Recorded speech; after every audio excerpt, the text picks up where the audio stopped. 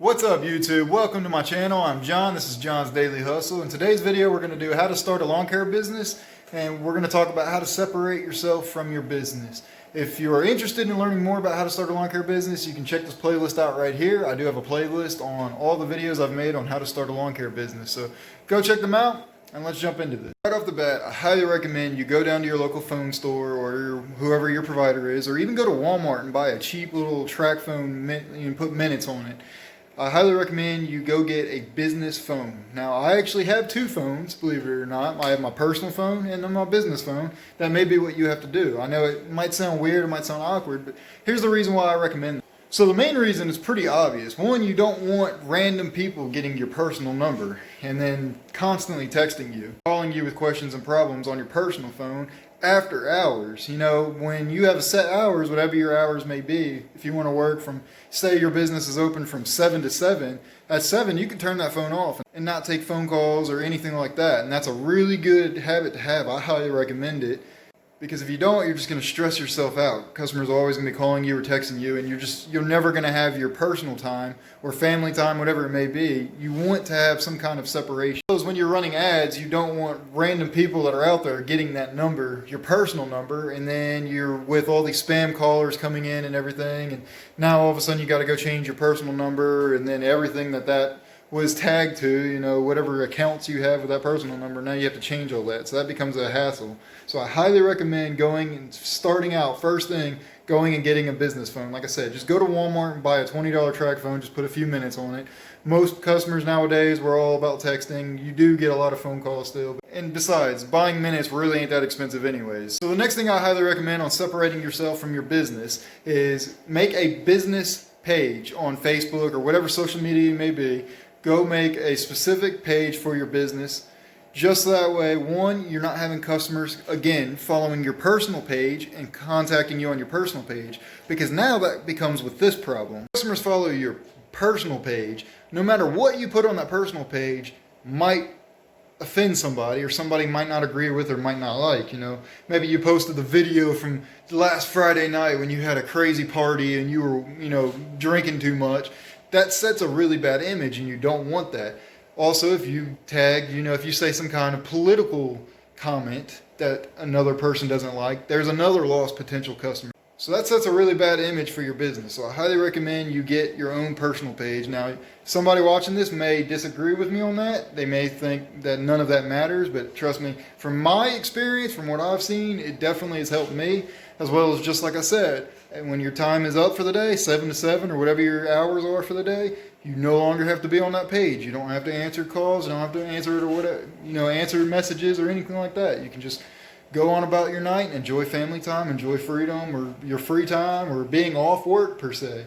That's what I recommend. So another advice on separating yourself from your business, and this is an actual big one, and it's very hard to achieve most people starting out, is try to separate your equipment or your shop or workplace, whatever you want to call it, from your house. This is where having an enclosed trailer would really work. So like me, my shop is my garage at home. I have all my equipment out here in my garage, and it's a 2-car garage, but as you can see, we cannot park any cars in the garage. I would like to have my wife's car in the garage, but unfortunately we don't have the room for it. As well as it also has the downside of, you know, the door to my house is right there. So when I wake up every day, or if I open that garage door, guess what? I'm technically at work. So I'm never really off. You know, I'm always out here doing something, which has its benefits, but it has its cons. Like I said, I'm not separating the business from my personal life at that point. You know, I'm pretty much always at work, if that makes sense. You know, I can walk out here and there's always something to do, sharpen blades or something like that. So that's another way where you really need to separate yourself. So like I said, if you have an enclosed trailer, it works because all your stuff can stay in the enclosed trailer. If you can afford a shop building or something like that, I highly recommend that. Now, that's a tip of advice that a lot of people usually don't get to for a while. But then again, maybe you do. I know I can't do it anytime soon, get my own shop, so this is what I've got. Another important advice on separating yourself from the business is set your hours. Like I had said earlier in this video about, you know, your 7 to 7 or whatever, and set your work days. You know, say you only are going to work Monday to Friday, 7 to 7. Monday to Friday, 7 to 7 is the only time you should be thinking or doing anything about your lawn care business, anything like that. Now that may be something that it takes a while to get to, because you might be just like me where we're like, shoot, every day we're out here working.